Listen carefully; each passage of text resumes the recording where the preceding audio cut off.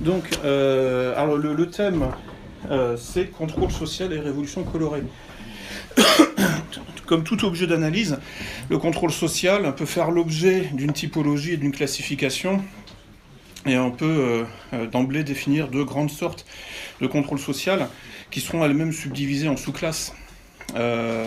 Donc tout d'abord, qu'est-ce qu'il faut entendre par contrôle social, littéralement, étymologiquement? Il s'agit tout simplement d'une activité de contrôle exercée sur la société. Bon, là j'enfonce une porte ouverte. En fait, tout de suite il y a une connotation interventionniste. Contrôle, ça veut dire qu'on ne laisse pas les choses, on n'est pas dans le laisser-aller. Cette intervention sur la société peut prendre de grandes formes. Au fil des siècles et même des millénaires, deux formes donc ont émergé, une forme de contrôle social qu'on pourrait qualifier de conservateur et une autre forme de contrôle social qu'on pourrait qualifier de progressiste. La première forme, le contrôle social conservateur, est orienté donc vers le passé et la seconde vers l'avenir. L'alternative se formule ainsi: conservation et reproduction d'un ordre social donné, versus changement et transformation d'un ordre social donné. Depuis la préhistoire jusqu'au XVIIIe siècle, le contrôle social conservateur était largement dominant. C'était pratiquement le seul. Même si, effectivement, l'idée du changement existait déjà, comme nous le verrons tout à l'heure. Le contrôle social conservateur se distinguait entre informel, dans les sociétés sans État, dans les sociétés traditionnelles. On appelle ça aussi le droit coutumier. C'est en fait tous les us et coutumes, les mœurs qui sont intériorisées intuitivement par l'enfant dès son jeune âge, et qui sont ensuite, qui jouent un rôle de surmoi, un rôle en quelque sorte d'arrière-fond, de toile de fond de l'existence, et qui inhibent le comportement sans même qu'on ait besoin d'en parler. Quand je dis inhibe, c'est dans le sens positif du terme, c'est-à-dire qu'il pose des limites. Et ensuite, progressivement, avec l'apparition des sociétés à État, le contrôle social conservateur, qui reproduit, qui conserve un ordre social donné, est devenu formel. Cette distinction entre informel et formel du contrôle social, c'est pas moi qui l'ai inventé, c'est Émile Durkheim. Donc ce contrôle social formel, c'est tout l'appareil, tout l'arsenal juridique, tout le système des lois, qui vient se surajouter aux droits coutumiers, pour ainsi dire, c'est-à-dire aux coutumes, aux traditions, et qui, elles, sont transmises essentiellement par la famille et par le groupe primaire, essentiellement. Le groupe secondaire étant déjà, lui, en quelque sorte, un prototype de l'État. C'est-à-dire on n'est déjà plus dans la relation immédiate, tribale, ou la famille ou familiale, ou la relation primaire de la famille élargie. Donc, le contrôle social conservateur consiste à conserver un système social, c'est-à-dire à le reproduire, donc à lutter contre l'entropie, avec un E, E-N-T-R-O-P-I-E, c'est-à-dire en fait la disparition, tout simplement. Le modèle normatif à suivre, la norme à reproduire, doit être cherchée dans le passé, elle existe déjà. Elle est topique, c'est-à-dire que c'est un topos déjà existant.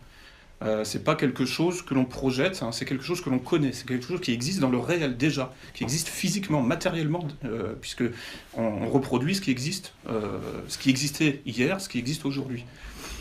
On s'appuie donc sur un modèle déjà éprouvé, un modèle qui est déjà testé, expérimenté, et donc qui a fait ses preuves, puisque de fait, il existe. Donc, il n'y a pas besoin d'argumenter. Et qui est donc un modèle qui a fait ses preuves et qui a prouvé qu'il était viable, puisqu'il est arrivé jusqu'à aujourd'hui. C'est la meilleure preuve. Ce contrôle social conservateur consiste donc à faire perdurer à travers le temps. Donc pour les humains, ça signifie transmettre d'une génération à l'autre un modèle d'organisation sociale déjà connu et ayant démontré sa faisabilité et sa viabilité. Donc l'idéal type visé par ce contrôle social est la stabilité, que rien ne bouge, du moins que le cœur du système ne bouge pas. Évidemment, ça peut bouger à la marge. Il y a toujours des choses à améliorer avec ne serait-ce que le progrès technique qui, lui, de toute façon, modifie la société indépendamment de la volonté humaine.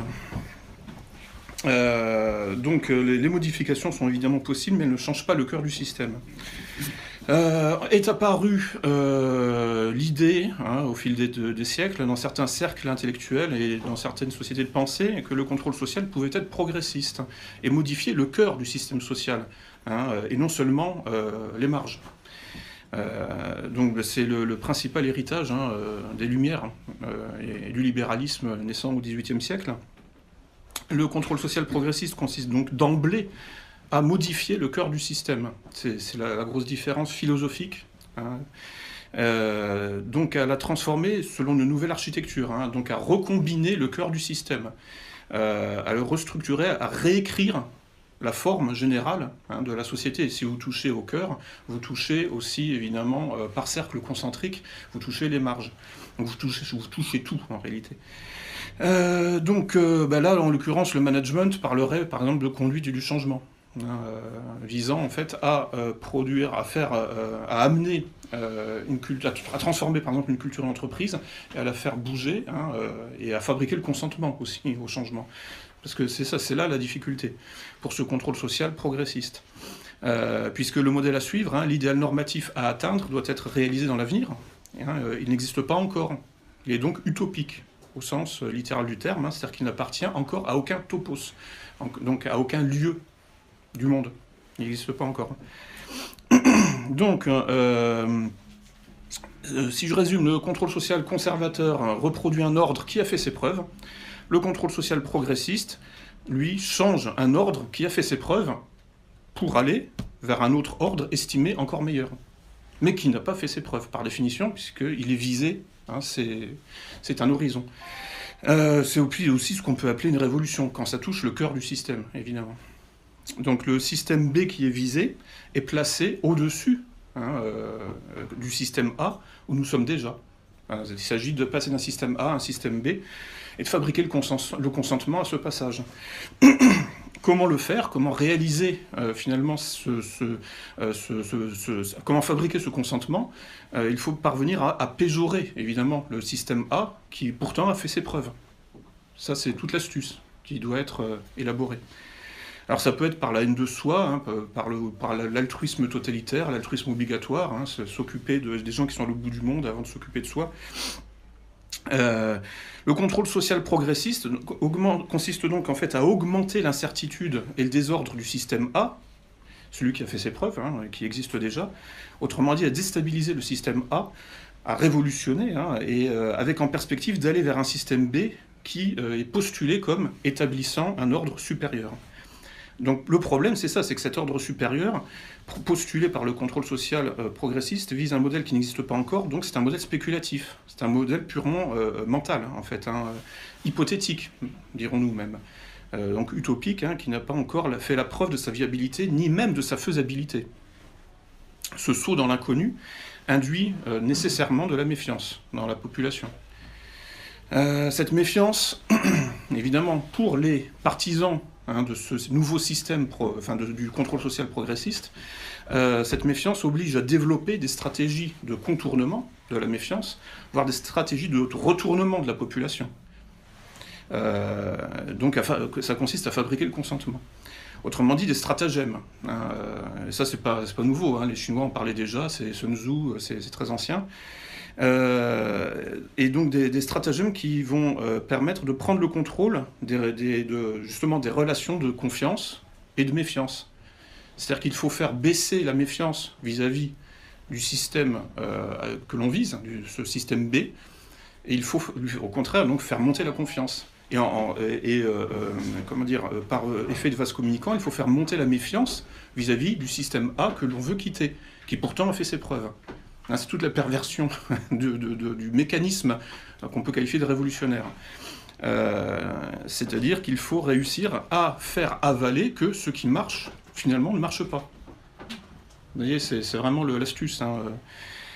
Donc il faut réussir à prendre le contrôle des relations donc, de confiance et de méfiance, voire même d'indifférence, hein, dans certains cas, afin de réécrire la structure sociale en contournant les conservatismes, en réussissant en fait à faire monter la méfiance vis-à-vis de ce qui a fait la preuve de sa viabilité, de sa faisabilité. C'est le caractère monstrueux, hein, de cette fabrique du consentement au progrès. Et ça, c'est toujours Durkheim qui l'a... Non, non, non, non, c'est... Non, en fait, je vous introduis à l'ingénierie sociale. C'est-à-dire, en fait, l'ingénierie sociale qui consiste à prendre le contrôle des relations de confiance, d'indifférence et de méfiance. Et à jouer avec. Et à faire monter ces types de relations à volonté. Hein. Vous voyez comme dans les studios d'enregistrement musical, il y a des boutons, on peut faire monter le son, faire monter les aigus, etc. Donc il faut se placer, se voir un peu comme quelqu'un dans un studio qui fait monter la méfiance entre deux parties de la société, qui fait monter la confiance vis-à-vis de soi, évidemment, et, ou l'indifférence, hein, parfois. Parce que faire monter l'indifférence par rapport à soi-même, parfois, ça peut permettre aussi de faire avancer son propre projet. Hein, c'est-à-dire un projet qui sera perçu négativement, mais si on arrive à justement faire monter l'indifférence, bon, bah, les gens regardent ailleurs. Hein, vous avancez derrière une tâche aveugle. Alors je décris tout ça, toutes ces méthodes dans ce petit livre, Gouverné par le chaos. Ça c'est la deuxième édition de 2014. Bon, si vous voulez en savoir plus hein, dans le détail en fait hein, sur toutes ces méthodologies, c'est un peu, je passe en revue sur une centaine de pages. Hein, je fais un inventaire de toutes les techniques d'ingénierie sociale et avec une préface où je présente les choses de manière encore ramassée sur 15 pages. Donc tout ça, ça consiste à faire aller les gens d'un point A qu'ils connaissent à un point B qu'ils n'ont jamais testé et qu'ils ne connaissent pas. Hein, ça peut se traduire de la manière suivante, hein, c'est comment donner le goût de l'aventure en quelque sorte, voir, comment faire aimer le saut dans l'inconnu, hein, comment pousser autrui à prendre des risques. Et tout ça, en fait, c'est possible en donnant le sentiment que c'est normal et que c'est naturel. Et même que l'envie vient de vous, que vous aimez prendre des risques, vous aimez sauter dans l'inconnu. Alors ça, c'est une technique justement d'ingénierie sociale, hein, c'est la naturalisation. La naturalisation de choses en fait qui sont pas du tout naturelles. Spontanément, je veux dire, le mammifère moyen, hein, ou l'être humain moyen, n'aime pas du tout le saut dans l'inconnu. Hein, je veux dire, on aime bien son territoire, on le connaît justement. Hein, faut regarder un peu du côté de la sociobiologie. Et ensuite, on progresse lentement. Hein, je veux dire, la manière dont les animaux, même dont les êtres humains construisent leur territoire, c'est toujours extrêmement lent. Là, il s'agit d'abandonner son territoire. Enfin, l'ingénierie sociale vise à vous faire abandonner votre territoire pour aller quelque part que vous n'avez, dans un autre lieu que finalement qui n'a jamais encore été testé. Il faut en fait vous déterritorialiser, hein, comme dirait Deleuze et Guattari, hein, les deux grands penseurs du gauchisme en France. Il faut donc vous déraciner. Déjà mentalement, pour ensuite vous déraciner physiquement. Donc l'ingénierie sociale, c'est un travail de fabrique du consentement au déracinement. Une fois que le déracinement est consenti psychologiquement, bon, ce sera beaucoup plus facile de le réaliser physiquement. Hein. Donc s'il s'agit de conduire le changement en faisant accepter le changement, ça peut se faire en infligeant des chocs, hein, évidemment. Hein. Bon, j'avais fait une conférence l'an dernier intitulée « Des drames pour modérer l'opinion publique », puisqu'il s'agit de ça, il s'agit de prendre le contrôle de l'opinion publique. L'ingénierie sociale, alors, il y a un volet individuel, mais bon, pour l'essentiel, c'est un travail sur les masses. Après, bon, je vous montrerai l'articulation entre l'individu et la masse, mais bon, pour l'essentiel, c'est quand même un travail de recombinaison, de reconfiguration des masses, des équilibres au sein des grandes tendances d'une société. Il s'agit donc de tutorer le développement de la société dans un sens ou dans un autre. Hein, l'expression de contrôle social fait également écho à la notion de cybernétique, qui a été définie en 3 phases, étalée sur plus de 2000 ans, puisque ça commence avec Platon, hein, donc 428-348 avant Jésus-Christ, qui est l'inventeur du terme et qui lui donne le sens de gouvernail permettant le pilotage d'un bateau et par extension le pilotage des hommes qui sont dans le bateau. Hein, donc les bases d'une approche systémique, les prémices d'une approche systémique qui intègre les sujets et les objets dans un même ensemble sont posées. C'est dans Les Lois, dans son livre intitulé Les Lois, au chapitre 12, au livre 12, qu'il écrit à propos de la kubernétique en grec. N'est-ce pas à la fois le pilote et les matelots, dont les sens s'unissent à l'intelligence du pilote, qui se sauvent eux-mêmes en même temps que le vaisseau. Alors là, c'est une tendance perverse du contrôle social, de l'ingénierie sociale, de la cybernétique en général. C'est la réification des sujets qui se retrouvent un peu alignés sur l'environnement, qui finalement sont des morceaux d'environnement comme les objets. Et qui se sont agglomérés dans un système unique sur un pied d'égalité avec les objets. Ce qui donne aujourd'hui, par exemple, cette idée folle du droit des robots. Je ne sais pas si vous avez entendu parler de ça, mais en fait, il y a des juristes. Là, il y a 2 semaines, il y avait un colloque sur le transhumanisme sur l'île de la Cité, là, au Palais de Justice. Bon, j'y suis allé. Un ami, d'ailleurs, un ancien du FN, Dominique Joly, qui était responsable du Val-de-Marne, qui m'a passé un coup de fil pour me dire tiens, je suis sûr que ça va t'intéresser. On s'y est retrouvés. Et puis, effectivement, des juristes parlent sérieusement, d'accorder la personnalité juridique à des robots ou à des intelligences artificielles. Alors des robots humanoïdes, quelque part, on peut se dire, ils sont censés nous ressembler un peu, ils ont 2 bras, 2 jambes, mais ça peut être aussi à des intelligences artificielles, c'est-à-dire en fait des programmes. Donc là, il n'y a même plus de forme humanoïde à laquelle on pourrait éventuellement s'identifier de loin, comme l'enfant aime bien son jouet, son nounours, qui a une forme humanoïde. Donc ensuite, alors après Platon, au début du 19e siècle, 2 scientifiques français font avancer la réflexion. André-Marie Ampère, 1775-1836, qui reprend la notion de cybernétique dans le sens du gouvernement politique, donc dans le sens de Platon. Puis ensuite Nicolas Sadi-Carnot, qui formule en 1824 le second principe de la thermodynamique, un des deux grands principes de la conservation et de la transformation de l'énergie, avec donc les 2 notions centrales en cybernétique d'entropie et de négantropie, avec des E. Donc l'entropie, c'est effectivement la dissolution des formes. La négantropie, au contraire, c'est la structuration. Bon, je résume à grands traits, je ne peux pas rentrer dans le détail. Au XXe siècle, et en particulier, c'est dans la seconde moitié, on voit aboutir l'apogée de la vision cybernétique du monde. Donc c'est pendant et après la Deuxième Guerre mondiale que le mathématicien américain Norbert Wiener travaille pour l'armée sur les systèmes balistiques d'autocontrôle et d'autorégulation via des boucles de rétroaction, donc on appelle feedback, blowback, en français, choc en retour, effet de recul.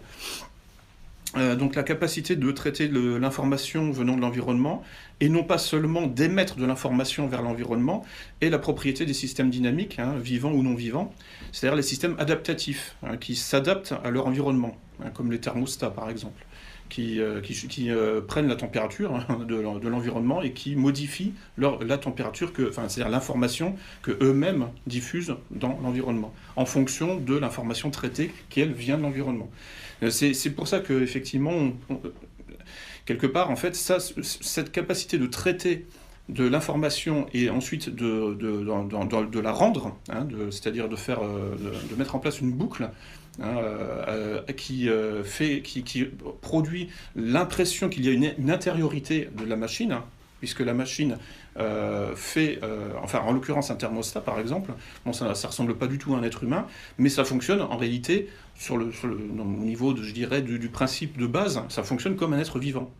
C'est-à-dire que ça intériorise de l'information et ça en extériorise. C'est le système de base en fait en théorie de l'information, input-output. Voilà, donc je ne me contente pas de recevoir de l'information, et je ne me contente pas d'en donner. Alors, voilà, c'est ça qui produit cette illusion chez certaines personnes que des systèmes non vivants pourraient accéder à la personnalité juridique. Parce qu'en fait, on peut interagir avec eux et ils interagissent avec leur environnement. Donc tout ça en fait pose les bases ensuite de la systémique, de la théorie des systèmes, inventée par Ludwig von Bertalanffy et Ilya Prigogine, qui sont vraiment les pères fondateurs de la systémique ou théorie générale des systèmes. Ensuite, en 1949, Claude Shannon et Warren Weaver publient un ouvrage à 4 mains, fondateur de la théorie générale de l'information, qui s'appelle « Théorie mathématique de la communication ».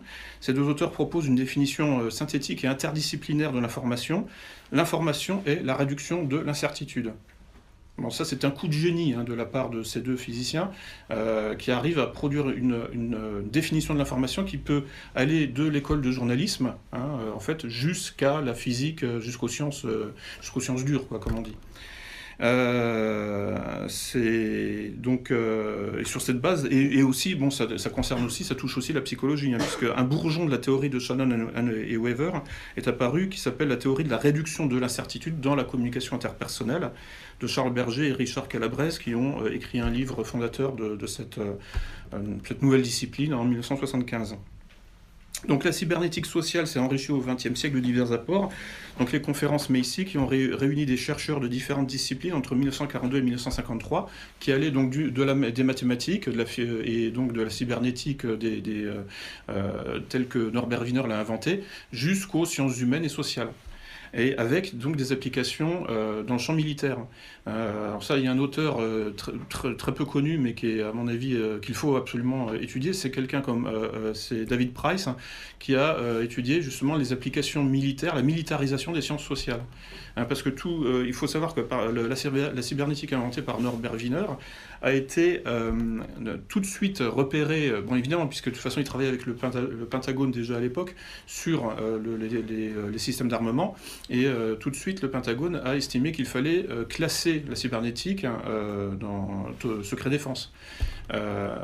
Donc il y a eu tout de suite une approche, enfin vraiment extrêmement... le pouvoir, en fait, le pouvoir s'est tout de suite approprié cette discipline, parce qu'il a compris immédiatement que ça permettait effectivement d'agir très concrètement dans le monde, dans un sens très offensif. Donc toute cette approche s'est enrichie donc aussi donc, de l'école de Palo Alto, des recherches de l'Institut Tavistock sur la dynamique des groupes, Kurt Lewin par exemple, qui a beaucoup étudié les traumatisés de guerre, hein, tous les effets des chocs, hein, c'est-à-dire les traumatismes, les syndromes post-traumatiques suite à, notamment aux blessés de Verdun, par exemple, en 14-18. Hein, il a eu accès à un certain nombre comme ça d'individus enfin, des gueules cassées, tout ça, des blessés, des gens qui avaient survécu à des bombardements extrêmement violents ou à des assauts, hein, de l'ennemi qui sortaient de leurs tranchées, qui venaient vous attaquer. Et donc, en fait, bon, Kurt Lewin s'est beaucoup intéressé à tout ce qui concernait le traumatisme, avec ensuite des applications, hein, dans la société civile. Faut savoir quand même. C'est pour ça qu'effectivement, bon, je me suis intéressé à tout ça et que j'ai appelé ça ce livre Gouverné par le chaos. C'était un peu aussi un clin d'œil, hein, au livre de Naomi Klein, hein, La stratégie du choc. Où Naomi Klein est une chercheuse canadienne qui a travaillé, enfin qui s'est fait connaître avec son livre No Logo dans les années 90, qui est un livre sur le mouvement anti-pub et altermondialiste. Et ensuite, elle a écrit un livre qui, à mon avis, était encore plus important, qui s'appelle La stratégie du choc, où elle met en parallèle toutes les recherches sur le mind control, hein, c'est-à-dire la transformation de l'esprit d'autrui par les chocs. Et elle met ça en parallèle avec notamment la thérapie de choc, hein, que les pays de l'Est ont subi juste après la chute du communisme, quand un certain George Soros s'est intéressé à ce terrain de jeu en fait, qui venait de s'ouvrir, et où il est arrivé avec toutes les différentes branches de ses fondations pour prendre le contrôle de l'économie de ces pays. On a appelé ça la thérapie de choc. Ça a été appliqué notamment en Géorgie, ça a été appliqué en Pologne, dans divers pays, avec des résultats plutôt désastreux. Donc bon, ça m'amène progressivement sur donc un personnage dont je vais vous parler, hein, qui s'appelle George Soros. Alors là, c'est un livre à trois auteurs. Enfin, c'est surtout Pierre-Antoine Plaquevent qui a écrit l'essentiel du texte. Moi, j'ai fait la postface, et puis donc Xavier Moreau, que vous connaissez peut-être, a écrit la préface. Un livre que je vous recommande évidemment, hein. N'hésitez pas à vous le procurer. Donc ce monsieur que vous connaissez peut-être, hein, est l'un des principaux, je dirais, praticiens, peut-être pas théoriciens, mais praticiens de ce qu'on appelle l'ingénierie sociale. Sur la base de sa fréquentation d'un intellectuel, pour le coup un vrai, hein, qui s'appelle Karl Popper, qui est un des fondateurs de l'épistémologie, c'est-à-dire la philosophie de la science, hein, c'est-à-dire le retour critique, l'analyse critique de la recherche scientifique. Et ça a été le professeur de George Soros, son mentor en quelque sorte, hein, et notamment George Soros lui a repris la notion de société ouverte. Il a appelé donc sa fondation qu'il a créée dans les années 80 Open Society Foundations. Pourquoi? Parce que Karl Popper a écrit un livre, son livre le plus connu, publié en 1949, qui s'intitule « La société ouverte et ses ennemis ». Qui part d'une bonne intention, hein, d'une bonne intention, c'est-à-dire une intention critique vis-à-vis des systèmes totalitaires qui venaient de tomber, comme le nazisme, le fascisme, ou qui étaient encore en place, comme le communisme. Et donc Karl Popper s'érige contre ces formes de société qu'il appelle fermées, à raison, et il chante les louanges de la société libérale ouverte. Ensuite, George Soros, on a tiré une application caricaturale. Hein, c'est-à-dire que, en fait, là où, effectivement, Karl Popper parlait de deux formes d'ingénierie sociale, une ingénierie sociale utopique qui lui paraissait être la caractéristique justement des totalitarismes qui veulent tout changer, hein, ce contrôle social progressiste dont je parlais tout à l'heure. Il opposait à cette ingénierie sociale utopique une ingénierie sociale plus modeste, c'est-à-dire qu'on pourrait qualifier de réformiste tout simplement, c'est-à-dire avec des applications locales et ponctuelles. George Soros, lui, s'est tout de suite engagé dans une application, on pourrait dire totalitaire, hein, de cette doctrine, de cette vision du monde, avec donc la promotion d'un type de société uniquement ouverte et avec interdiction de pouvoir de temps en temps quand même refermer la porte, hein, avec tous les effets qu'on peut voir, notamment puisqu'on sait qu'effectivement George Soros est un des principaux parrains du Parlement européen et qu'il arrose en fait un certain nombre comme ça de députés européens.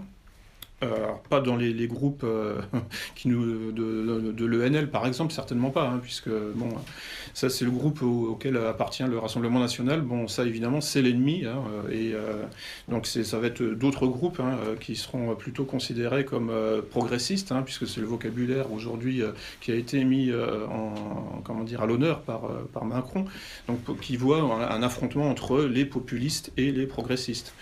Donc c'est manifestement, là on voit en fait comment un corps de doctrine commence à se constituer, hein, enfin du moins un affrontement entre deux visions du monde. Une vision du monde qui doit aller vers l'abandon de toute forme de limite, de toute forme de frontière, hein, c'est-à-dire une société ouverte obligatoire, qui finalement, en quelque sorte, c'est paradoxal, hein, c'est-à-dire que c'est une société ouverte obligatoire. On n'a pas le choix, quoi. Est-ce que c'est vraiment si ouvert que ça, puisque finalement les gens qui n'ont pas envie d'aller vers cette société ouverte obligatoire sont forcés malgré tout d'y aller. Donc on n'est plus dans l'ouverture là, on est vraiment dans la coercition. Mais ça fait partie de ces nombreux paradoxes qui viennent parasiter, qui viennent polluer, qui viennent en quelque sorte, induire de la dissonance cognitive permanente dans nos vies, hein, puisqu'on nous parle sans arrêt effectivement d'ouverture à l'autre, mais le problème c'est ça, c'est que c'est une ouverture sans condition. Donc qui n'est absolument pas pragmatique, qui n'est absolument pas réaliste, qui n'a pas été testé, enfin qui n'est pas viable, qui n'est pas faisable, hein, et qui s'inscrit dans cette forme de contrôle social dont je parlais tout à l'heure, hein, de type progressiste, et toujours dans le même sens. Le contrôle social conservateur qui se contente finalement de reproduire une forme sociale testée, vue et approuvée, puisque de fait elle existe déjà, ce qui est la meilleure preuve, hein, pas besoin de grand blabla, le fait qu'une chose existe prouve, de par son existence, de facto, qu'elle est viable et faisable. Voilà. Et c'est précisément la viabilité et la faisabilité qui sont considérées aujourd'hui comme des problèmes par l'idéologie dominante, hein, par le politiquement correct et par donc cette idéologie dominante de la société ouverte. Donc l'ingénierie sociale aujourd'hui, c'est quoi? Donc c'est ce contrôle social progressiste, hein, mais dogmatique, hein, qui en fait ne tolère aucune contradiction, et qui finalement s'avère particulièrement fermé en réalité. Quand on le teste, hein, il suffit de parler avec des gens qui se disent ouverts, et qui le revendiquent, hein, en réalité ils ne vous écoutent pas du tout. Et ils estiment que vous êtes plus, que c'est vous qui êtes fermé. J'ai eu un parcours à l'extrême gauche. Premièrement, on s'y ennuie terriblement parce qu'on n'a pas le droit de sortir du dogme. Et en fait, je me suis rendu compte que à l'extrême droite, ce qu'on appelle l'extrême droite, il y a beaucoup plus de liberté de penser, beaucoup plus de tolérance en réalité, parce que j'ai fait les deux, hein, je suis allé de l'ultra à gauche à l'ultra droite. J'ai tout fait en fait, j'ai même une période centriste. En fait, un peu par élimination, je dirais. Enfin, oui, non, c'est jeune, très jeune. Pas tant que ça, parce que bon, c'est aussi un peu parce que, on va là où il y a une porte ouverte, voilà, on rentre, on cherche des amis, on se dit bon, qu'est-ce que je vais faire samedi soir, je vais pas rester devant la télé. Bon, à un moment, il y avait la mode des squats à Paris, c'était maintenant au début, ça fait bientôt 20 ans. Bon, voilà, je connais quelqu'un qui connaît quelqu'un qui connaît quelqu'un qui fait, je sais pas quoi, une exposition d'art contemporain dans tel squat, j'y vais, et puis voilà, de fil en aiguille, on se retrouve en fait à se socialiser dans des milieux dans lesquels on n'avait pas prévu d'aller au départ. Bon, et puis on n'y a rien d'autre en fait. Enfin, on n'a pas accès à d'autres milieux. Donc on reste là-dedans pendant quelques années en se disant, bon... Enfin, en étant un peu mal à l'aise, en se disant bon oui mais c'est mieux que rien, ça me permet quand même de voir un peu de monde. Et puis au bout d'un moment, bon en fait, on se dit c'est plus possible. Enfin, je m'emmerde quoi. Enfin, c'est pas mon expression, mais il y a vraiment rien. Et puis en plus de toute façon, leur vision du monde, elle est parfaitement intolérante en réalité. Et puis après, donc, on a d'autres opportunités. Alors, quand Égalité et Réconciliation s'est lancé, ça a permis de faire des jonctions, parce qu'il y avait des gens qui venaient de la gauche, comme moi, au niveau de mon mode de socialisation, mais finalement pas dans ma tête, qui ont pu rencontrer des gens qui venaient de l'ultra-droite, comme Serge Ayoub, par exemple, le chef des skinheads, là. Puisqu'au début, en fait, les premières réunions de ER se faisaient dans le bar de Serge Ayoub, qui était ouvert rue de Javel. Donc là, je suis allé là, j'ai commencé à discuter avec des skinheads, avec des gens qui... était de ce qu'on appelle de l'ultra-droite. Et en fait, c'était beaucoup plus agréable, beaucoup plus enrichissant, et beaucoup plus sympathique, et il y avait beaucoup moins de fermeture. En fait, c'était beaucoup moins cadré, beaucoup moins cadenassé, si vous voulez. On pouvait parler de tout sans être obligé de contrôler sa propre expression, et sans être obligé de faire de l'autocensure en permanence. Donc voilà, après, ça permet effectivement de changer de milieu, puis d'abandonner celui où finalement on se sentait corseté pour aller vers des gens normaux, quoi. Donc et voilà, et puis donc au bout d'un moment, en fait, on commence à fréquenter des gens un peu de tous les milieux, de toute façon. Mais c'est vrai que on voit que la gauche, l'extrême gauche, l'ultra gauche, en fait, se radicalise et se ferme de plus en plus. C'est vraiment, là, alors qu'il ne parle que d'ouverture à l'autre. Mais c'est une ouverture dogmatique. On n'a pas le droit de dire non. On n'a pas le droit de se fermer en fait, ils ne sont pas ouverts en fait à notre ouverture. Enfin, vous voyez ce que je veux dire. Donc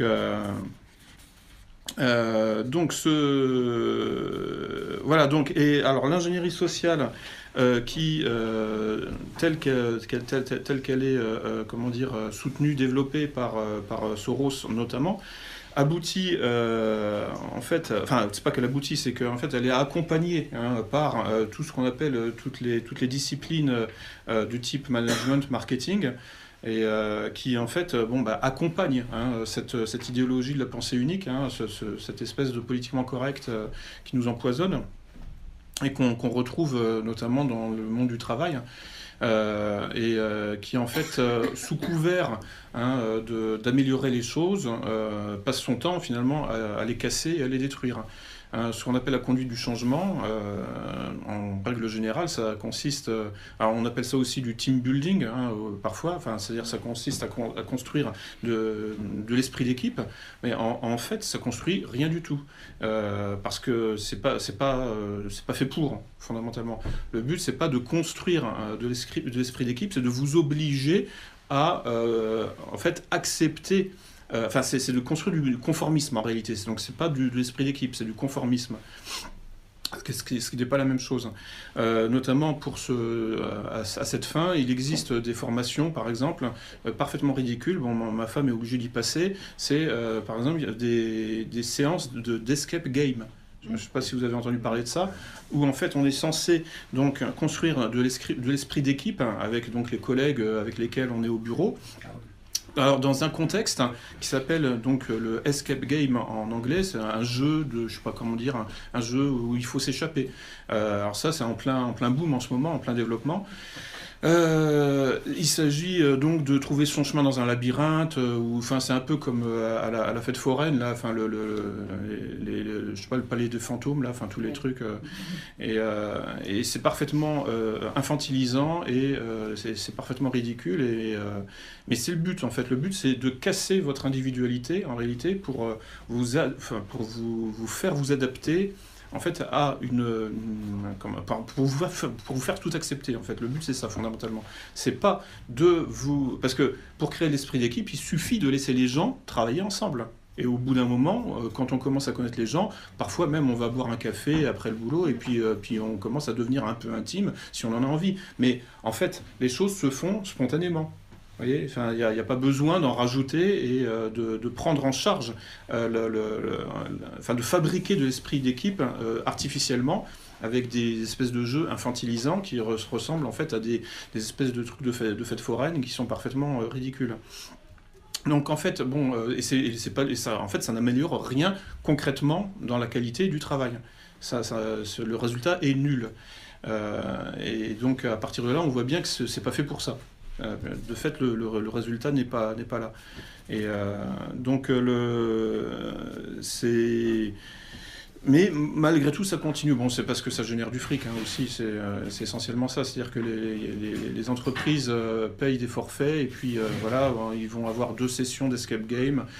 Et puis, si vous n'y allez pas, votre supérieur hiérarchique enfin, va noter ça sur un papier et puis ce sera mauvais dans votre carrière. Donc les gens se sentent obligés d'y aller, de participer à ça, c'est pour ça que ça marche. Parce qu'en fait, il y a un coup de, comment dire ça, entre la carotte et le bâton, en fait, bon, bah voilà, je veux dire, parfois on avance, c'est comme ça qu'on avance. Et effectivement, il y a enfin, en fait, ce sont des méthodes de rétorsion qui avancent masquées derrière une apparence décontractée où tout le monde doit se tutoyer. Et en fait, le management, fondamentalement, aujourd'hui, c'est ça.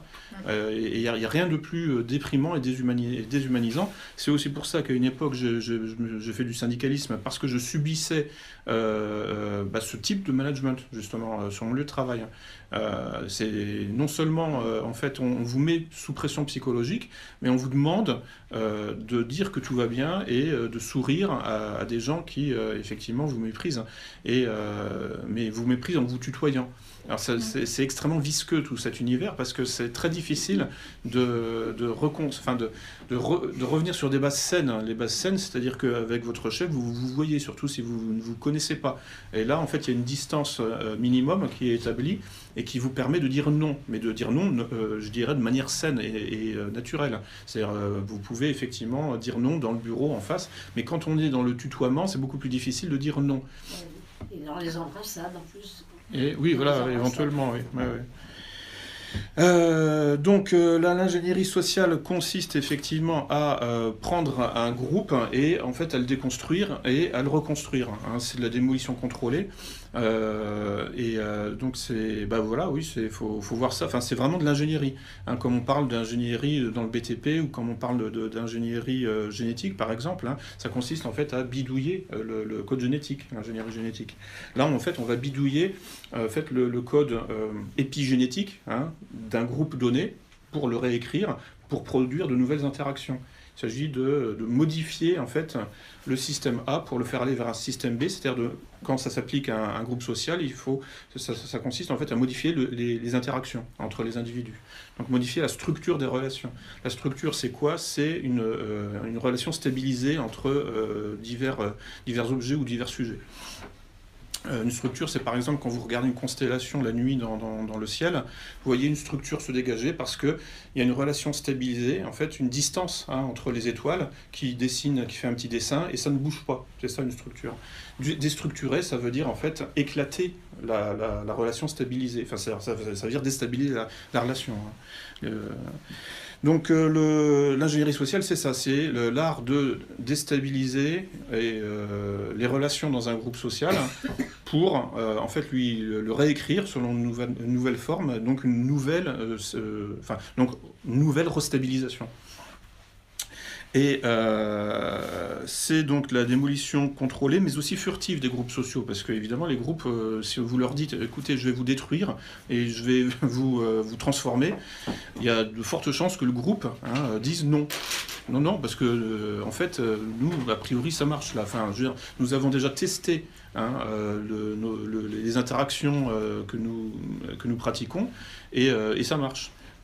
Mais le but, en général, de l'ingénierie sociale, c'est pas de...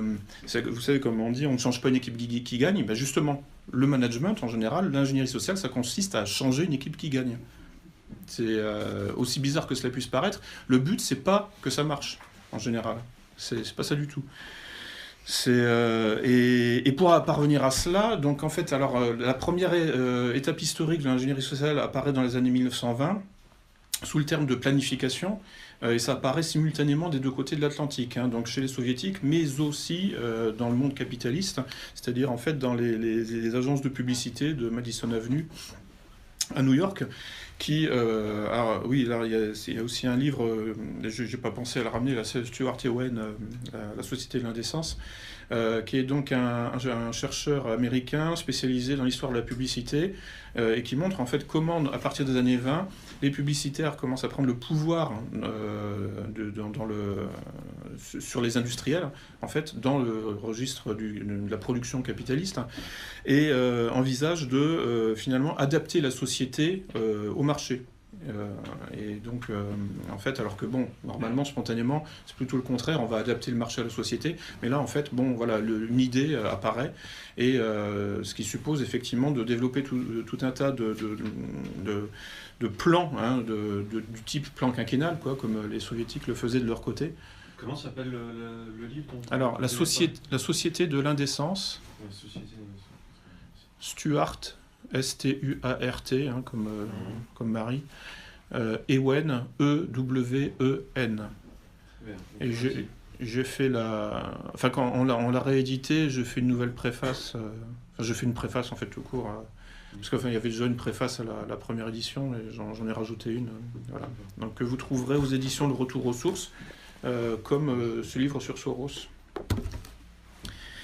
Voilà, donc le premier moment historique de l'ingénierie sociale, c'est la modification d'un donné, et le deuxième moment historique de l'ingénierie sociale, c'est la furtivité, qui se développe à partir des années 90 dans le champ du piratage informatique. Donc l'auteur phare sur ces questions-là, c'est un pirate informatique qui s'appelle Kevin Mitnick, qui est devenu ensuite, qui a été repéré, évidemment, qui a fait un peu de prison, et qui ensuite a été retourné plus ou moins, qui est devenu consultant en sécurité des systèmes, et qui a écrit 2 livres, L'art de la supercherie en 2002 et L'art de l'intrusion en 2005, et qui a développé une méthode de piratage sans faire une seule ligne de code informatique, mais en piratant le facteur humain, qui est le maillon faible.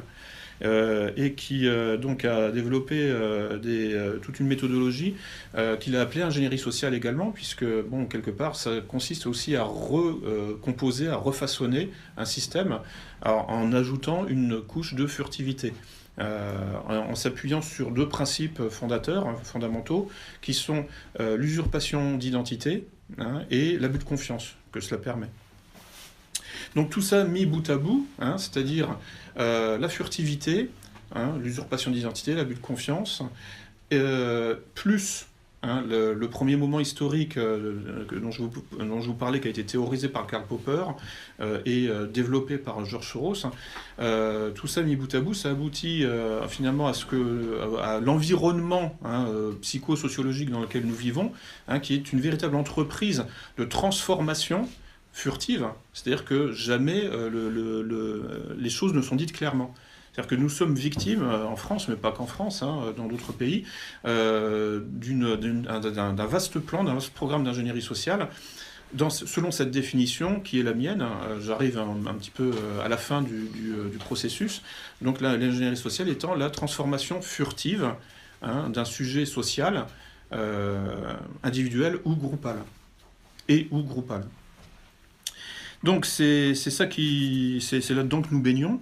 Alors il y a donc des pays qui sont en avance, enfin qui sont même des laboratoires, hein. Donc l'Ukraine aujourd'hui est un pays laboratoire de cette ingénierie sociale conduite par des gens comme Soros, mais aussi par une myriade d'inconnus, hein, qui travaillent à la CIA, qui travaillent dans les services secrets, qui travaillent dans les boîtes de consulting, qui travaillent qui sont des policy makers, hein, donc des faiseurs de politique, et qui sont parfaitement inconnus du grand public, hein, qui sont en fait dans ce qu'on appelle l'état profond, ou qui sont le terme générique, hein, pour les désigner, c'est des consultants. Voilà, donc, et en fait, à partir des années 90-2000, les États-Unis, enfin tout le monde anglo-américain, a envoyé comme ça des nuées, des myriades de consultants pour inonder, hein, tout ce nouveau terrain de jeu qui venait en fait de se manifester après la chute du communisme.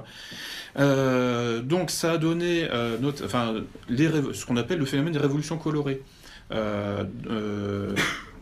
Tel qu'on a pu le voir par exemple en ex-Yougoslavie, hein, avec donc la chute de Milosevic, et aussi donc en Ukraine avec donc la révolution orange de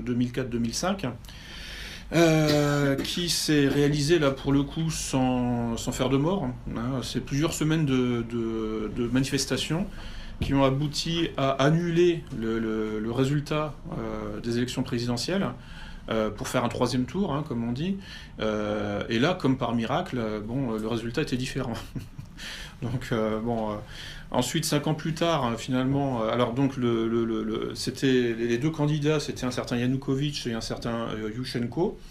Donc, Yanukovych gagne les élections.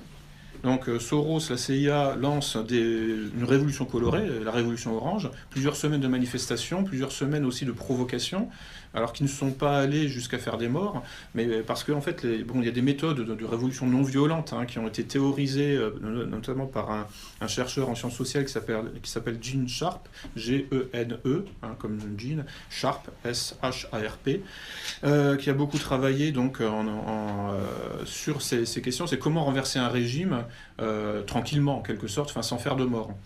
Il faut que le régime soit faible, hein, évidemment, parce que en fait, c'est juste des intuitions, c'est juste tous les principes, hein, quand on lit son livre, finalement, c'est un peu ce que les Gilets jaunes sont en train de faire depuis plusieurs mois. Le problème, c'est que ça dure depuis des mois, hein. Quand les régimes sont faibles, en l'espace de quelques semaines, le régime tombe. Et il se trouve que les régimes des années 90, 2000, dans les ex-pays du bloc communiste, étaient particulièrement faibles, particulièrement corrompus, et particulièrement faciles à acheter, en réalité. Donc en fait, le régime se trouvait pris en tenaille entre effectivement des techniques de révolution non violentes, entre guillemets, parce que en ex-Yougoslavie, il y a quand même eu des bombardements de l'OTAN pour aider un peu, donc c'est pas si non violent que ça. Et puis effectivement, tout un état profond, des députés, des généraux, des militaires, des hauts fonctionnaires qui étaient achetés, hein, qui comme ça ont pris en tenaille le gouvernement ukrainien, et qui ont poussé en fait à ce que le résultat des présidentielles de 2004 soit annulé et pour être rejoué au bénéfice du perdant. C'est pour ça qu'il y avait BHL, il y avait tous ces qui étaient là-bas. Oui, alors ça c'était en 2014. En 2014. Parce qu'en fait il y a eu 2 révolutions à 10 ans d'intervalle en Ukraine. La plus récente, effectivement, qui reste dans les mémoires, c'est celle où effectivement Bernard-Henri Lévy est venu effectivement sur le podium, qui avait été installé sur la grande place centrale de Kiev, dite Maïdan, mais Maïdan en fait ça veut dire place. Donc en fait le nom c'est la place de l'indépendance. Mais on abrège en Maïdan, voilà, ça va plus vite. Donc les événements m'ont inspiré ce livre. Donc Retour sur Maïdan, la guerre hybride de l'OTAN. Donc j'ai fait une recherche, hein, que j'ai essayé de faire exhaustive, en fait, sur le phénomène de la révolution colorée, en m'inspirant essentiellement de ce qui était en train de se passer sous notre nez, en quelque sorte, sous nos yeux, en Ukraine, depuis la fin 2013. Mais maintenant, ils viennent de changer de président. Voilà. Donc là, on est dans les conséquences ultimes de toute cette, de cet hybride, en quelque sorte, qui est en train de se mettre en place dans ce pays, c'est-à-dire en fait un mélange de néofascisme et de libéralisme gauchisant, avec un président, voilà, un comédien, voilà, qui a aucune expérience, qui est entièrement, alors qui est juif en fait, de religion, et qui est sponsorisé par un oligarque juif, qui par ailleurs sponsorise des bataillons punitifs néo-nazis. Et ses enfants sont baptisés, paraît-il. Ah, c'est possible, oui. Pour faire plaisir à tout le monde. Oui, voilà, bon. Donc là on voit bien en fait que c'est vraiment le candidat complètement fabriqué qui disposait d'un potentiel de sympathie populaire parce qu'il est passé à la télé et puis c'est tout quoi. Enfin, je veux dire. Alors moi je regardais ça un petit peu avant les élections là, on voyait que jusqu'en février c'était Yulia Tymoshenko qui était en tête des sondages. Donc c'est la fameuse blonde là, avec sa tresse qui s'est fait connaître en Occident justement pendant la première révolution de 2004-2005 dite révolution orange. Le vote rationnel devait conduire à ce qu'elle gagne. Enfin, je veux dire, parce que Poroshenko, en général, le sortant, en général, n'est pas reconduit quand la population n'est pas contente. Bon, Zelensky, là, ce comédien, après, c'est pas du tout sérieux. Quand on regarde, qu'est-ce qu'il y a ? On sait que Tymoshenko, c'est une gestionnaire avant toute chose. Elle est connue, logiquement, c'est elle qui devait l'emporter. Jusqu'en février, elle était en tête des sondages. À partir de fin février, elle a commencé à piquer complètement du nez. Et Poroshenko est même passé devant, puisque Tymoshenko n'était même pas au deuxième tour. Ce qui est proprement ahurissant. Donc là, il faut vraiment envisager, justement, là aussi des techniques d'ingénierie sociale, c'est-à-dire de transformation de l'opinion publique, c'est-à-dire en fait des faux sondages, qui par effet de prophétie autoréalisatrice, peuvent ensuite passer dans le réel. Donc ça, il faut envisager ça, il faut envisager des bourrages d'urnes. Enfin, en fait, il n'y a pas à les envisager puisqu'ils ont été démontrés. Il y a des vidéos où on a vu en fait qu'il y avait des gens qui appliquaient la technique du carrousel, qui consistait en fait à se prêter les papiers d'un bureau de vote à l'autre. Ils sont tellement anti-russes qu'ils seraient capables de faire n'importe quoi à les Ukrainiens. Alors oui et non, parce que en fait, les anti-russes, c'est vraiment une toute petite minorité. C'est les bataillons néo-nazis qui sont en fait pas du tout représentatifs de la société. Anti-Poutine même maintenant. Oui, mais l'Ukrainien moyen s'en fiche totalement. L'Ukrainien moyen, il veut vivre normalement. Il est pas du tout, il est pas anti-Poutine. En fait, il s'en fiche quoi. Enfin, en fait, l'Ukrainien moyen dit on n'est pas russe, donc voilà. Mais l'Ukrainien moyen, c'est pas ce qu'il veut en fait. En général, l'Ukrainien moyen, il se plaint de la Russie, quoi qu'elle fasse. En fait, quand la Russie s'occupe de l'Ukraine, ah bah oui, mais non, on n'a pas besoin d'être sous tutelle de Moscou. Et quand la Russie laisse l'Ukraine à son sort, comme c'est le cas actuellement, ils se plaignent aussi. Ouais, mais ils se souviennent tellement de ce qu'ils ont subi en 33-34, les famines organisées par Trotsky et Lénine. Quand même, il y a eu 4 ou 5 millions de morts. Oui, alors on ne sait pas si c'était vraiment organisé, parce qu'il y a quand même une querelle des historiens sur ce débat, sur ce point d'histoire. C'est-à-dire qu'en fait... pas mal d'Ukrainiens, ils ont eu pas mal de familles, c'est les koulaks. C'était les koulaks qui étaient pourtant communistes. Les communistes, et c'est eux qu'on a affamés pour prendre leurs terres. Oui, alors en fait, parce que il y a une combinaison de facteurs. C'est-à-dire que il y a eu déjà des raisons climatiques. C'est-à-dire que il faisait et puis peut-être une mauvaise gestion, effectivement. Mais si vous voulez, les famines n'étaient pas qu'en Ukraine. Il y a eu des famines en Russie, au Kazakhstan. Mais il y a eu quand même 3 millions. Il n'y avait même plus le droit. On laisse la conférence et on interviendra après sur des questions. D'accord. Là, de toute façon, je suis sur la fin. Donc, je vais vous lire un petit passage là, en fait, qui est très représentatif de la manière enfin de la méthodologie de la révolution colorée, hein, c'était en fait une description par le général Léonid Ivachov dans un entretien à la télévision libanaise où il expliquait. Alors ensuite, il y a un article, enfin le Hezbollah sur son site Al-Manar a fait un article pour résumer cette intervention d'un général russe sur la méthode appliquée notamment en Ukraine, mais aussi en Syrie, mais aussi en Libye et partout où en fait les fauteurs de guerre ou les fauteurs de révolution décident de poser leurs valises. Donc je vais vous lire ça. Donc c'était le 18 juin 2014, le général Léonid Ivachov, ancien commandant en chef des forces armées russes et vice-président de l'Académie des affaires géopolitiques, émettait des remarques semblables en entretien télévisé à propos de la Syrie et du crescendo de violence qui a embrasé ce pays à partir de 2011. Donc le site du Hezbollah résumait l'analyse ainsi. Donc d'abord, premier point, créer la contestation. Donc le premier point consiste à former des groupes d'opposition au pouvoir en mettant en exergue les lacunes qui entachent le pouvoir, mais des lacunes que l'on peut trouver partout ailleurs. Donc il s'agit en fait de toujours montrer la bouteille à moitié vide, enfin le verre à moitié vide, plutôt que de montrer le verre à moitié plein. Et ça, on peut le faire tout le temps. Ça, c'est aussi d'ailleurs une méthode, une technique journalistique. En fait, si vous voulez détruire, par exemple, le maire d'une municipalité, en fait, vous ne parlez que des points négatifs de sa gestion, ou les chiens écrasés, etc. Vous insistez là-dessus, et jamais les points positifs. Ensuite, dans cette étape, il s'agit de rassembler les voix dissonantes et mécontentes qui sinon resteraient dispersées, et surtout de les organiser dans des groupes. Ensuite, deuxième point, descendre dans les rues. La deuxième étape consiste à préparer le mouvement de contestation en choisissant d'abord des chefs parmi les plus actifs et les plus perspicaces. Leur rôle consistera à faire descendre les gens dans les rues. Il a été question que des sommes d'argent leur étaient offertes en échange de leur participation. Bon, évidemment, quand vous avez des gros moyens, comme un financier, un banquier comme Georges Soros, vous pouvez payer des manifestants. Ça, c'est parfaitement documenté en Ukraine. Et donc, il faisait venir des gens, même d'autres villes, en fait, qui étaient ramenés en car, qui étaient payés pour venir manifester à la capitale. Donc voilà. Ensuite, il faut tirer sur les deux camps. Alors tirer, ça peut être métaphorique, mais ça peut être aussi à balles réelles. La troisième étape, donc selon l'expert russe, elle consiste à provoquer une escalade sécuritaire en ouvrant le feu aussi bien sur les manifestants que sur les forces de l'ordre durant les rassemblements. Donc comme ça s'est passé au Venezuela en 2002, dans un coup d'État organisé par la CIA et des agents locaux de l'opposition pour renverser Hugo Chavez à l'époque.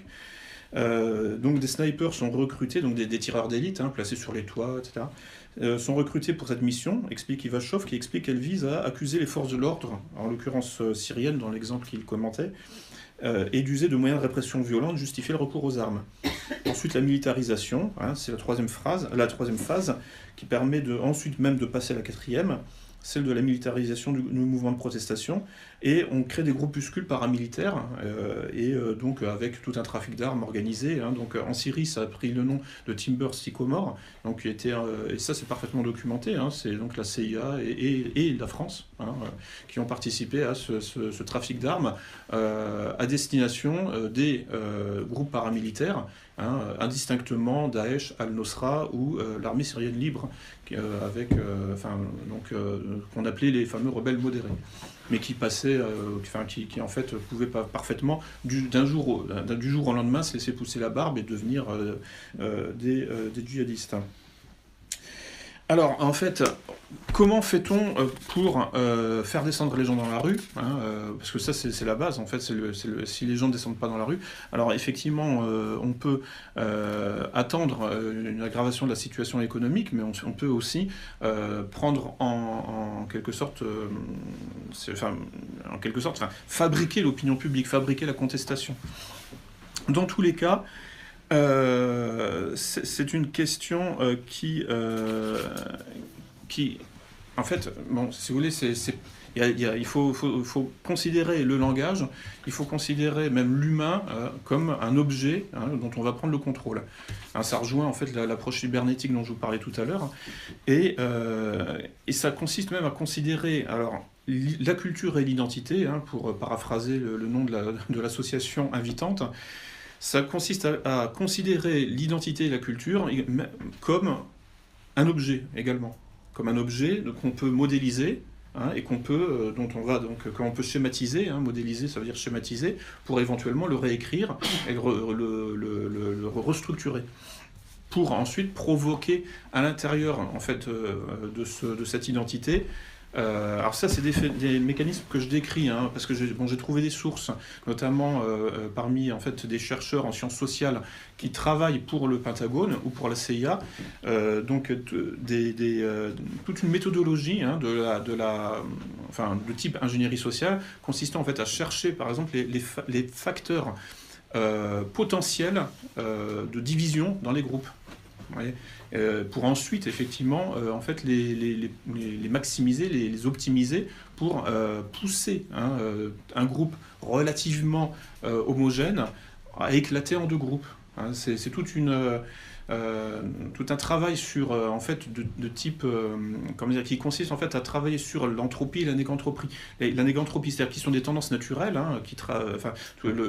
toutes les tendances de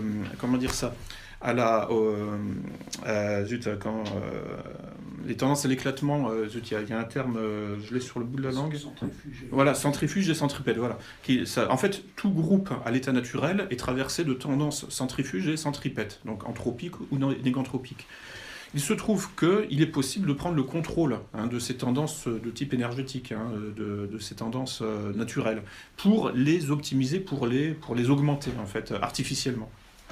Et donc il y a des gens qui travaillent à ça, en fait, qui font en fait une espèce d'audit, un état des lieux de ces points faibles en quelque sorte dans telle nation, dans tel groupe religieux, et qui ensuite appuient dessus tant qu'ils peuvent pour justement aller dans le sens de l'éclatement du groupe, ou au contraire dans le sens de la recombinaison en créant en fait des alliances parfaitement contre nature.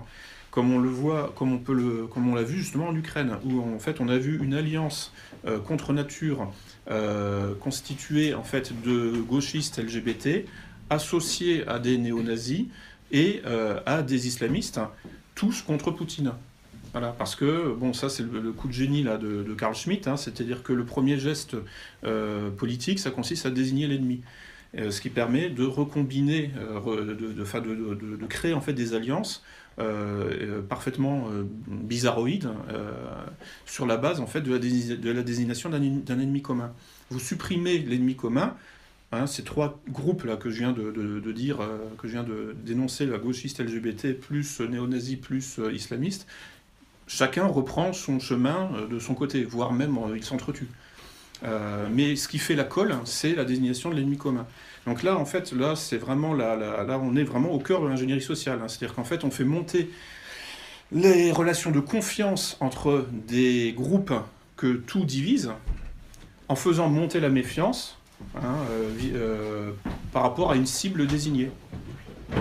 Vous voyez, ça ressemble beaucoup à ce que nous vivons aussi en France, où on voit bien que en fait, les relations de confiance, d'indifférence et de méfiance sont travaillées par les médias pour, à volonté, produire des effets de division de la société, sachant qu'elle est déjà divisée, à cause de l'immigration notamment. Mais on pourrait travailler en fait, justement à unifier, à travailler plutôt qu'à essayer de faire une unité de cette multitude. Là, manifestement, en fait, c'est pas du tout dans ce sens-là que le pouvoir travaille. Donc il s'agit en fait voilà, donc là je vais sur ma dernière partie, c'est finalement la question que, en fait, je vais vous demander de vous mettre à la place de George Soros et de vous poser une question finalement toute simple, c'est comment réaliser une révolution colorée, c'est-à-dire en fait, imaginez que vous voulez faire tomber le gouvernement d'un pays, voire faire tomber carrément l'État, vous allez devoir provoquer donc une révolution, un putsch, un coup d'État, évidemment vous n'y arriverez pas seul. Donc pour réaliser une révolution, il est nécessaire de faire descendre les gens dans la rue pour les pousser à renverser le gouvernement, donc pour les pousser à se battre, ou au minimum à prendre des risques pour vous. Puisque votre objectif, par exemple, c'est de renverser ce président ukrainien qui s'appelle Yanukovych et qui est, paraît-il, pro-russe. Bon, bah, vous êtes George Soros, vous êtes dans votre bureau de Wall Street, hein, vous ne pouvez pas le faire seul. Donc votre objectif sera de faire descendre les Ukrainiens dans la rue pour faire le boulot à votre place. Donc en fait, c'est toute la question des supplétifs, hein, des forces de procuration, qui est centrale aujourd'hui. Hein, c'est ce qu'on appelle la guerre hybride. Les guerres, elles ne se font plus directement, elles se font indirectement, en passant par des forces de procuration. Les forces de procuration, par exemple d'Israël en Syrie, c'est les djihadistes, c'est les rebelles modérés, c'est enfin tous les paramilitaires qui essayent de renverser Bachar el-Assad depuis 2011. Les forces de procuration de la CIA en Ukraine, c'est donc, ça peut être les gauchistes LGBT, les islamistes ou les néo-nazis. Voilà, mais peu importe, en fait, en réalité, l'idéologie, la culture, l'identité n'ont plus aucune importance. C'est là où je voulais en venir, hein. C'est-à-dire que, à rebours de la morale kantienne, hein, évidemment, qui consiste en fait à considérer autrui comme une fin et jamais comme un moyen, si vous voulez provoquer une révolution dans un pays lointain, il va falloir que vous considériez sa population vraiment comme un moyen. Voilà, et c'est tout.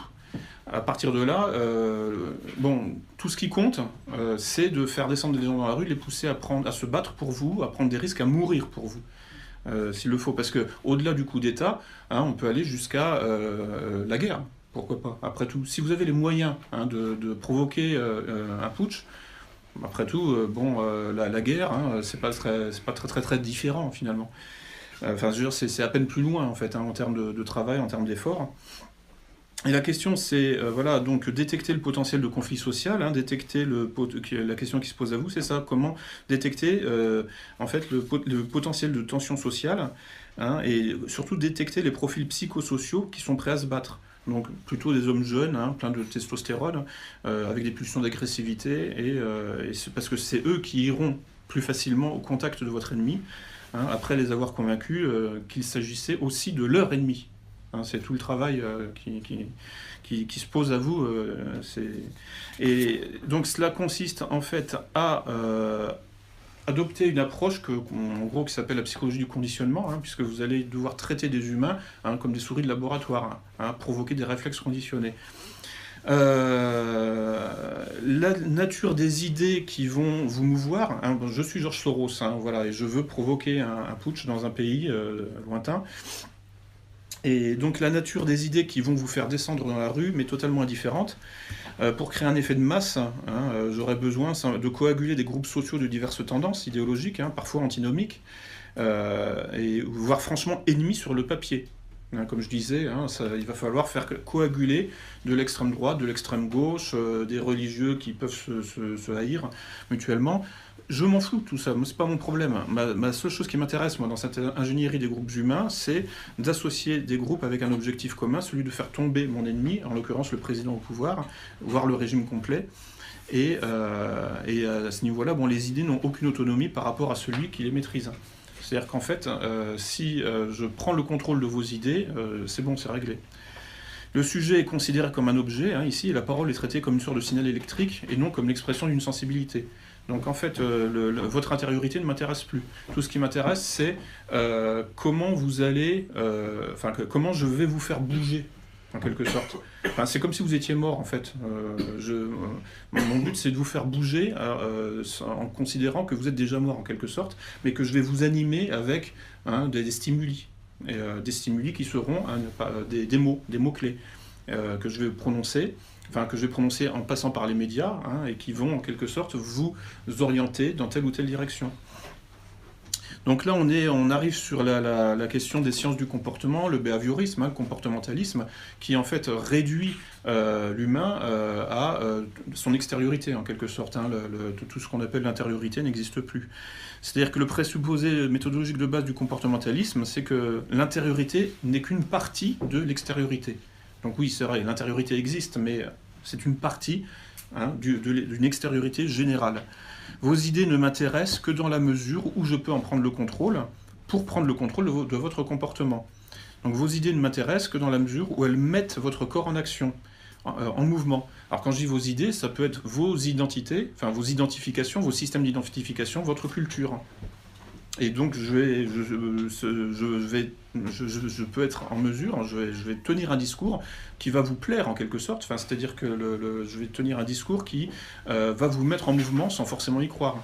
Mais c'est ça la psychologie du conditionnement, enfin c'est de la séduction, c'est de la drague, quoi. Je vais tout simplement simuler que je suis votre ami, et bon, c'est ce que Bernard-Henri Lévy a fait en venant à la tribune de Maïdan, hein, en faisant croire au public rassemblé devant lui qu'il les soutenait. En fait, il n'en a strictement rien à cirer. Tout ce qu'il veut, lui, à l'époque, c'était faire tomber Yanukovych. Et ensuite, il a eu cette phrase révélatrice, hein, c'est « Je crois que nous pouvons faire à Poutine ce que nous avons fait à Yanukovych ». Et là, il a tout dit. C'est-à-dire, en fait, dans un deuxième temps, attaquer la Russie, provoquer une révolution en Russie et faire tomber Poutine. Donc, la face intérieure de l'idée, hein, ou de l'identité, hein, de votre culture, ouais, en fait, ne m'intéresse pas. Je ne considère que sa partie visible et comment elle agit sur vous. Hein, voilà.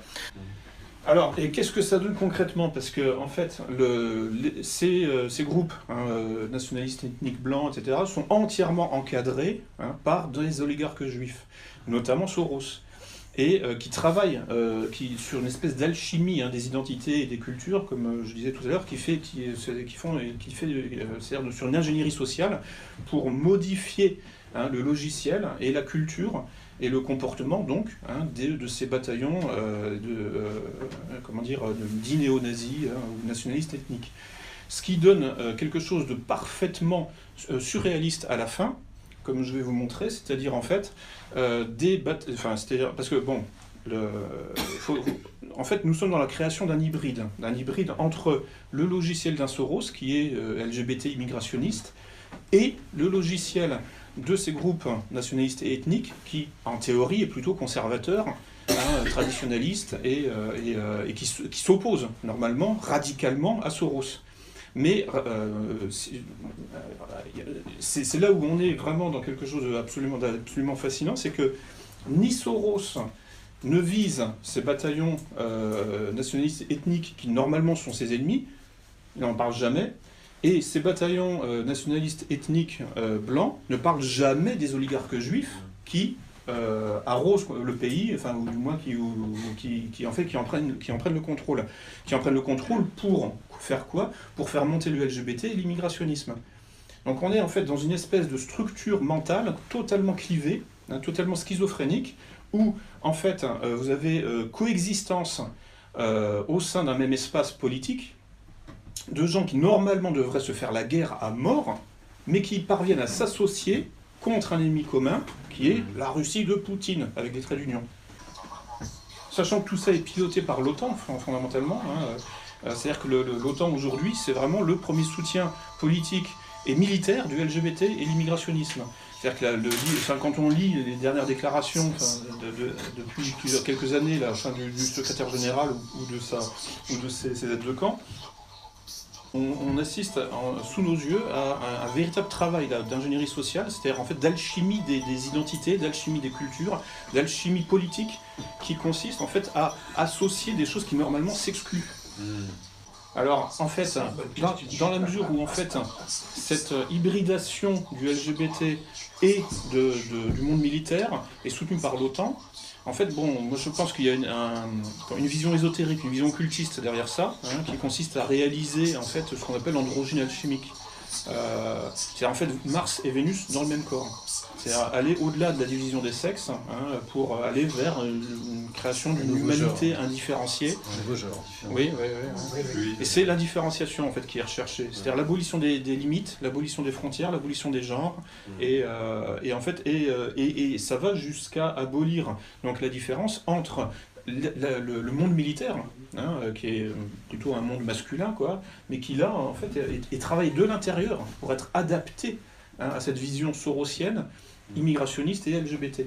Mais sachant que le but final, c'est quand même d'être adapté au marché, en fait, que tout le monde soit transparent, qu'il n'y ait pas de résistance au marché, si je comprends. En fait, je pense que même le marché, il s'en fiche. Enfin, par exemple, Soros est le théoricien d'une théorie, justement, d'une approche économique, qui est proche de l'économie comportementale, qu'il appelle la réflexivité. En fait, il dit quelque chose qui est soutenu aussi par l'économie comportementale. En fait, ça consiste à dire qu'en réalité, l'économie, c'est de la psychologie et rien d'autre.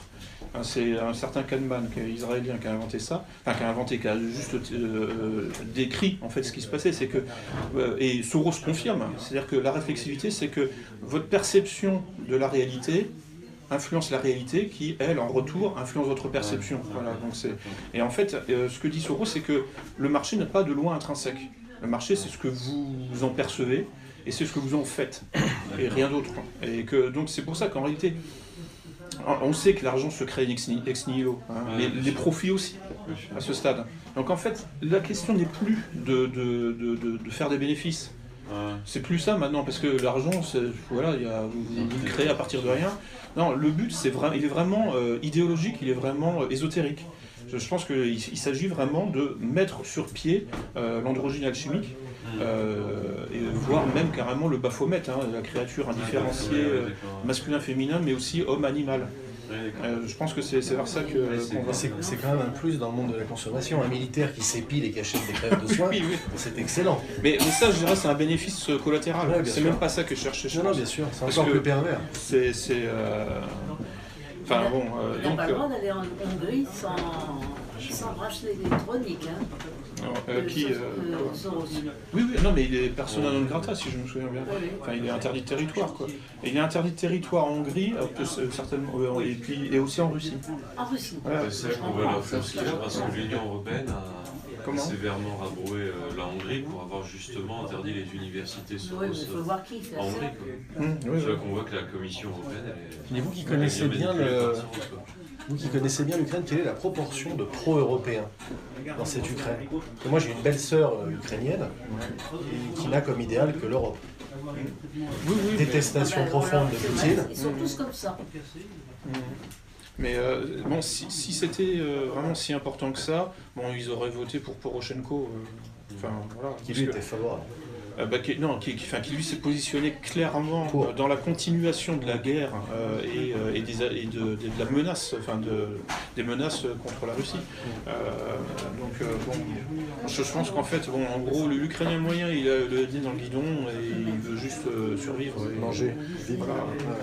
Mais voilà. Ce que vous disiez là tout à l'heure, c'est un conglomérat de minorités un peu contre nature, on va dire, où on fait penser quand même un peu à Terra Nova. Oui. Alors là, de toute façon, par contre, le Parti Socialiste, avec le mariage pour tous, a complètement raté l'intégration avec le monde musulman, par exemple. Oui et non, parce qu'en fait, ils prennent leur temps, mais ça se fait. Par exemple, l'UNEF, donc est un syndicat complètement sous tutelle du Parti Socialiste, et pro-LGBT, pro-mariage homo. Par exemple, récemment, avait sa secrétaire pour l'Île-de-France qui est musulmane, qui a décidé de porter le voile. Donc tout de suite, il y a eu des attaques dans les médias. Elle a répondu en écriture inclusive. Et elle est à l'UNEF, c'est un syndicat officiellement pro-LGBT, pro-mariage homo, et apparemment ça ne lui pose aucun problème en tant que musulmane. Donc cette hybridation, de toute façon, va se faire. Alors, en fait, si vous voulez, il y a des musulmans qui ne voudront en aucun cas accepter cette dégénérescence des mœurs, mais il y a toute une partie des musulmans qui vont l'accepter sans aucun problème. Et c'est comme ça dans tous les milieux. Et c'est pour ça que en fait, les identités ont une partie plastique. Enfin, je veux dire, les groupes sociologiques, les groupes identitaires en quelque sorte au sens général du terme, il y a des gens qui effectivement sont en quelque sorte impossibles à modifier, mais il y a toute une partie que l'on peut modifier comme de la pâte à modeler. Je veux dire, il ne faut pas s'imaginer que les musulmans sont tous rigides et fermés, fermés, c'est-à-dire fermés sur la modernité en quelque sorte. Je veux dire, ça se travaille l'islam, ça se travaille le musulman, comme le blanc, ça se travaille. Ça sera en Ukraine par exemple. Vous pouvez adapter du suprémaciste blanc au LGBT. Vous pouvez adapter du nationaliste ethnique, ukrainien, à l'immigration. C'est en cours. Là, pourquoi ? Parce qu'en fait, à partir du moment où vous avez les moyens, à partir du moment où vous contrôlez le Parlement ukrainien, vous faites ce que vous voulez. Je veux dire, le meilleur exemple de ça, c'est Andriy Paroubi, qui actuellement est le porte-parole, le président de l'Assemblée, enfin la Rada, quoi, le Parlement ukrainien, qui, lui, alors il avait des contacts d'ailleurs avec le Front National à une époque, il y avait des photos où il était, des photos avec Jean-Marie Le Pen, etc. Ah oui, dans les années 90, bon, voilà, il levait le bras droit, etc. Aujourd'hui, c'est lui qui fait passer les lois LGBT.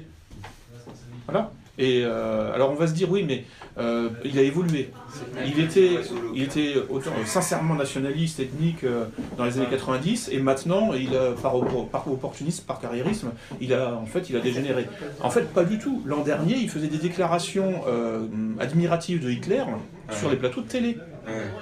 Oui, je vous assure. J'ai la source, j'ai la vidéo, j'ai tout. Enfin, bon, moi, je fais vraiment une veille informationnelle là-dessus. Donc cet individu, finalement, n'a pas changé du tout. Simplement, en fait, il a, en quelque sorte, agrandi ses compétences, on pourrait dire, enfin, du moins son champ idéologique. C'est-à-dire qu'il est toujours tout aussi pro-hitlérien, enfin, admiratif du nazisme qu'avant. Simplement, maintenant, il est en plus immigrationniste et pro-LGBT. C'est de la folie, en fait, dans le même homme, et ça, ce type-là n'est pas seul. Pendant l'Euromaïdan, pendant donc ce coup d'État, il travaillait avec une militante lesbienne, bien connue en Ukraine, qui s'appelle Sofia Lapina, qui travaillait à organiser les groupes de bataille de rue, de combat de rue, main dans la main avec Andriy Paroubi. Donc là, il y a des liens qui se sont créés. Donc en fait, finalement, on est dans un phénomène assez étrange. En fait, c'est-à-dire que rien n'est exclusif. Vous voyez, enfin, pour quelqu'un comme Paroubi, l'admiration qu'il a pour Adolf Hitler, où c'était sur un plateau de télé, il disait, oui, un des grands promoteurs de la démocratie, quand même, dans les années 30, c'était Adolf Hitler. Oui, non, mais c'est comme ça qu'il s'exprime. Alors, sur le plateau de télé, donc en plus, le présentateur sourit, donc il approuve. Dans la salle, on entend un brouhaha, mais l'émission continue. Et en fait, ça a provoqué un peu de scandale en Ukraine, en Russie évidemment, mais chez nous, rien, zéro. Je veux dire, imaginez Viktor Orban, ou en fait le président du Parlement hongrois qui aurait dit ça. Le lendemain, le jour même, dans la seconde qui suivait, vous aviez tous les trolls payés par George Soros qui le descendaient, voilà, qui le massacraient sur Internet et ensuite dans les journaux télévisés. Mais il ne faut pas oublier quand il a été élu en 1933, Hitler il a été aussi... Non, quand il a été élu en 1933... 33, oui, janvier 33. Eh bien, il a été aidé, aussitôt les Américains l'ont aidé. Oui, non, mais de toute façon, je veux dire, les Américains mettent leur nez partout. Donc, ils l'ont aidé, ils ont installé des industries chez lui. Mais c'est qu'en fait que tout est compatible. Aujourd'hui, le mondialisme, c'est ça, tout est compatible, plus rien ne s'exclut. C'est un peu effrayant, quand même, ce que vous avez dit. J'espère. Mon but, c'est de vous effrayer, quoi. C'est de vous...